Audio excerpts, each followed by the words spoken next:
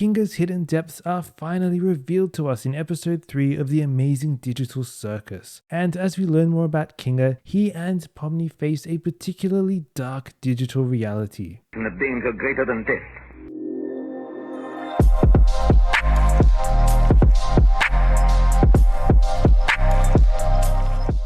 The Amazing Digital Circus is an online animated show about a colourful cast of characters stuck in a Technicolor digital prison known as the Circus. It is strange.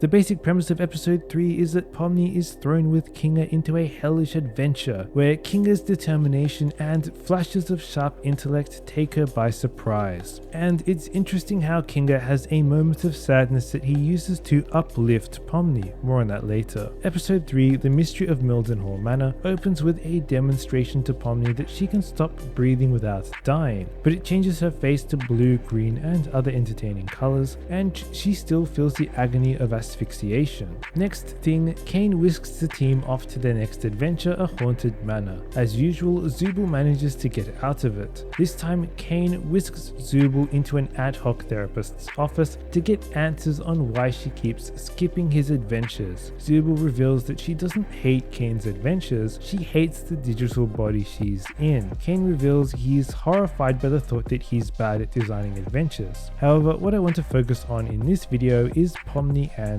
Kinger.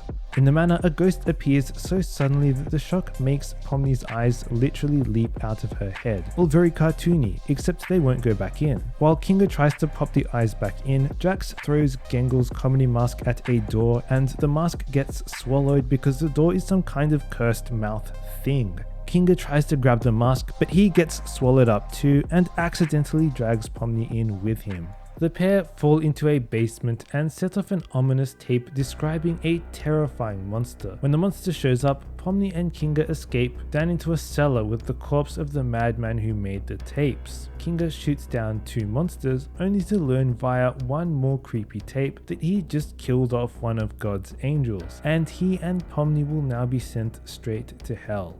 7 years of computer science for this, says Kinger.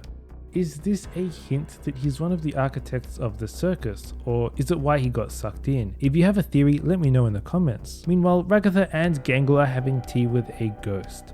Drax isn't up to his usual shenanigans because they've tied him up, and so Ragatha and Gangle both get to enjoy an adventure for once. Down in hell, Pomni is panicking. There are white specks floating in the air, which are cursed souls that possess anyone who breathes them in, and they're guarding the stairs out. Pomni leaps for the stairs and gets possessed. Once Kinger has exorcised the souls using the whack her in the stomach approach, Pomni remains overwhelmed. Kinger reassures her, even apologizing for getting them into the whole mess. When Pomni points out he seems different, he responds, "Being surrounded by darkness always brings me back to a certain time." After his wife abstracted, Kinger was with her in the pillow fort, together in the dark. The darkness calmed her enough that he could touch her one last time before she was sent to Kane's cellar in the circus. Kinger's story is backed up by the visuals shown back when he was almost eaten by the first monster. As it opens its mouth to swallow him, he sees a multitude of eyes within the darkness of its maw, and he moves towards it as if he can reunite with his wife again. It's as though in this moment he is back in the memory of his last moment with his abstracted wife. I can't help but wonder if this monster is actually an abstracted being that escaped Kane's vault. We did see Kane momentarily lose control of the circus when he got upset during his chat with Zooble. If you have a theory about this, drop it in the comments. I suspect we may just be getting a glimpse into Kinger's confused mind here, but who knows. As for the wife he still misses, she was funny, creative, really into entomology, which got Kinger over his own hatred of bugs. Kinger acknowledges that life in the circus can feel pointless, but in his words, it's not. Not if you have people who care about you. Good memories can do a lot. Hold on to them. Turns out Pomni's breath-holding experiment at the episode's beginning was a Chekhov's gun. Kinger realizes that if they hold their breath, they can get past the cursed souls and to the stairs out. When Pomni and Kinger rejoin the others, Pomni thanks Ragatha for looking out for her earlier, acknowledging that she's been taking Ragatha's kindness for granted. Pomni is even impervious to Jax's teasing at the end. What could have been a traumatic experience was softened by Kinger's compassion and unexpected maturity in the cellar. Maturity here meaning that Kinger opened up to Pomni about his own experiences in the circus in a way that showed she wasn't alone, and let her see things from a more constructive perspective. In short, his sad story helped her. In the emotional craft of fiction, Donald Mast notes that in fiction, everyone loves a good cry. Sometimes, under the right conditions. The operative word here is good. What causes us to want to cry, to feel happy that we are sad? Part of his answer relates to death as a poignant way to create a highly emotional moment in a work of fiction. To make death poignant, make living beautiful. To make us miss characters who will die, make them the very best thing about being alive. As Mars points out, death is particularly painful when it leaves us with a sense of incompleteness, when there is a person we cared about who we never wanted to give up. And so the little details here, like how Kinger used to hate bugs until his entomologist wife made him fond of them, give the scene in the cellar more resonance. I do think we can use abstraction in this specific episode as a clear metaphor for death, and death's role in the narrative is only strengthened by the fact that, facing the monster and reminded of his lost wife, Kinger almost gave in to death himself, at least within the context of this adventure. It was only Pomni dragging him away at the last moment that stopped him being eaten during that first confrontation. We see how Kinger misses his wife and the joy that she brought to him, and so his moment with Pomni is more than a good pep talk. It shows us what Kinger has lost and how that motivates him to be kind when he can.